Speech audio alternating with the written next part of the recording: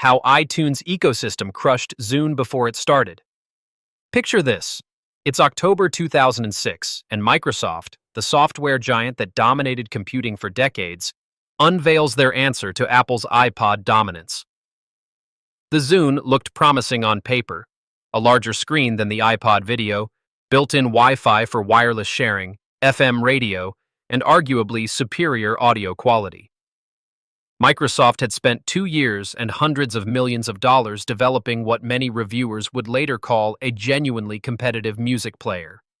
The Zune 30 launched with 30 gigabytes of storage, matching Apple's flagship iPod, and came in 3 colors, including a distinctive brown that would become both iconic and mocked.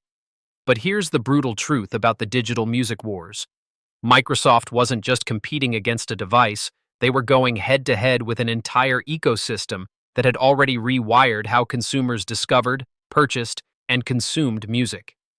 By 2006, when Zune hit the market, Apple had already sold over 67 million iPods, and iTunes had become the second-largest music retailer in America behind only Walmart.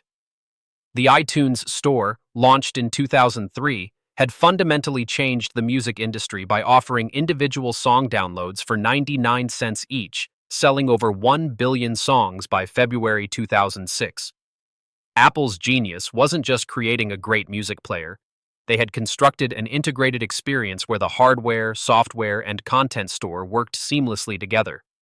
When you bought an iPod, you naturally used iTunes software to manage your music, which made it effortless to buy new songs from the iTunes Store with just one click.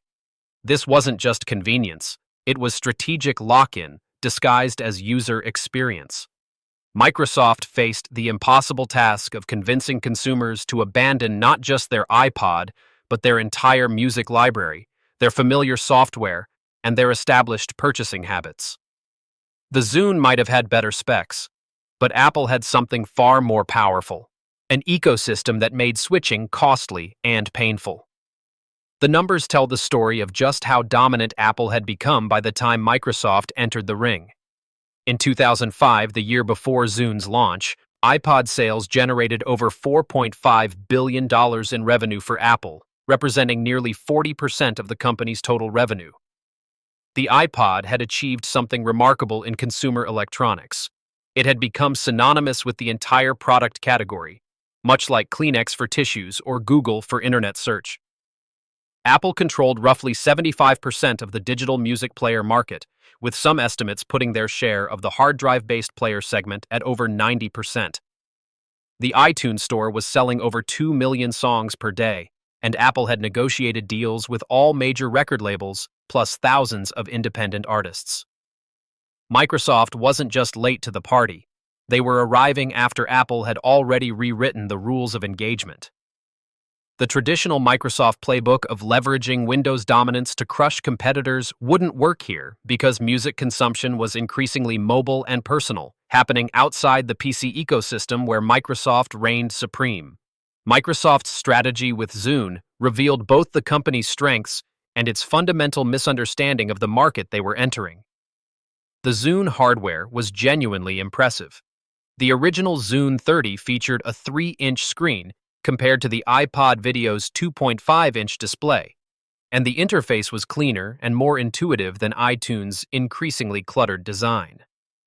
The Zune's social features were ahead of their time. Users could wirelessly share songs with nearby Zune owners, though the shared tracks would expire after 3 plays or 3 days, earning ridicule as 3 plays for 3 days, but actually representing a sophisticated approach to digital rights management that protected artist royalties while enabling discovery. Microsoft built their own music store, Zune Marketplace, which eventually offered over 14 million tracks, competitive with iTunes' catalog. They even introduced a subscription model called Zune Pass for $14.99 per month, allowing unlimited downloads plus 10 songs to keep permanently each month, a concept that would later prove successful for Spotify and Apple Music. But Microsoft made a critical error. They treated Zune as a hardware business, when Apple had proven it was really a software and services business, with hardware as the delivery mechanism. The ecosystem lock-in effect that protected Apple became painfully evident in Zune's market performance and user adoption patterns. Despite positive reviews, CNET called the original Zune a worthy iPod alternative, and Engadget praised its interface design. The Zune captured just 2% of the digital music player market in its first year. Microsoft sold approximately 1.2 million Zune devices in the first year, while Apple sold 10.5 million iPods in just the fourth quarter of 2006 alone. The switching costs for consumers were enormous and largely invisible. Users who had purchased hundreds of dollars worth of music from iTunes couldn't transfer those songs to Zune due to Apple's Fair Play digital rights management system. Photos, playlists, ratings, and play counts, years of digital music curation, couldn't migrate to Zune's software. Even worse, Microsoft initially made Zune incompatible with Windows Media Player and existing Windows Media DRM, forcing even Microsoft's own customers to start fresh. This wasn't just about losing songs. Users had to abandon their digital music identity and start rebuilding their collections from scratch. The network effects that benefited iTunes created a vicious cycle that made Zune's position increasingly hopeless as time progressed. Record labels prioritized iTunes for exclusive releases and special promotions because that's where the customers were. Apple leveraged their massive user base to negotiate better licensing terms, allowing them to offer competitive pricing while maintaining healthy margins. The iTunes Store became the default destination for music discovery, with features like Genius recommendations powered by the listening habits of millions of users. Third-party accessories flourished for iPod, everything from car adapters to high-end speaker systems, creating an entire ecosystem of products that reinforced iPod ownership. By 2007, you could find iPod integration in cars, alarm clocks, and home stereo systems, making the iPod not just a music player, but the central hub of a connected audio experience. Zune owners found themselves increasingly isolated in a world designed around iPod compatibility. Microsoft tried to counter with partnerships and accessories, but they were always playing catch-up in a market where Apple had first-mover advantage and exponentially growing network effects. Microsoft's corporate culture and strategic priorities also worked against Zune's success in ways that revealed the company's deeper challenges in the consumer electronics space. The Zune team was brilliant and passionate, but they were operating within a company structure designed for enterprise software sales, not consumer hardware where margins were thin and marketing required emotional connection rather than technical specifications. Microsoft allocated substantial resources to Zune. Estimates suggest they invested over $1 billion in the platform across its lifetime, but the company's quarterly reporting structure made it difficult to justify the long-term investment required to build a viable competitor to iTunes. Internal politics also hampered Zune's development. The Windows Media team saw Zune as competition. The Xbox team wanted music functionality for their gaming console, and senior leadership was distracted by the massive Windows Vista development effort. Meanwhile, Apple's entire corporate focus had shifted toward becoming a consumer electronics company, with Steve Jobs personally involved in every aspect of iPod and iTunes development. The contrast was stark. Microsoft treated Zune as one project among many, while Apple treated iPod as the future of their company. The final nail in Zune's coffin came not from Apple's iPod, but from Apple's next revolutionary product, the iPhone. When the iPhone launched in June 2007, it didn't just combine a phone with an iPod, it redefined what a mobile device could be and began the transition toward the smartphone-centric ecosystem we know today. The iPhone included the full iTunes Store integration, meaning users could buy music directly on their phone without needing a computer. More importantly, the iPhone represented Apple's evolution from a music company to a mobile computing company, leveraging their iTunes ecosystem expertise to create an even more comprehensive lock-in through the App Store.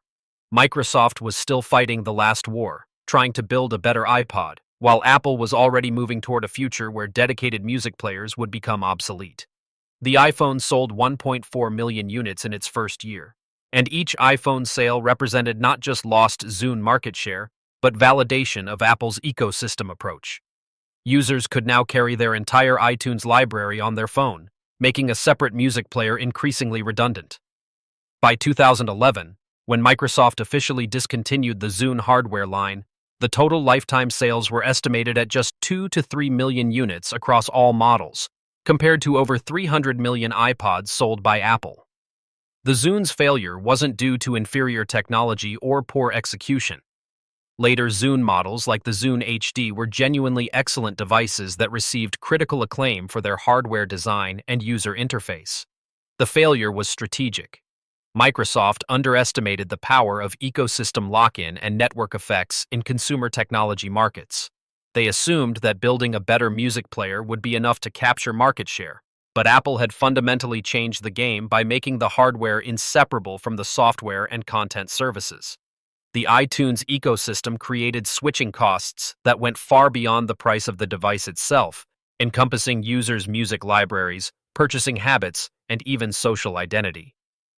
Microsoft's Zune teaches us that in platform-based markets, being late isn't just about missing sales. It's about entering a game where the rules have already been written by your competitor. The company that creates the dominant ecosystem doesn't just win market share. They define what winning looks like for everyone else. Apple didn't just beat the Zune. They made it irrelevant by changing the battlefield from hardware specifications to integrated user experiences, proving that in the modern technology landscape, ecosystems eat features for breakfast.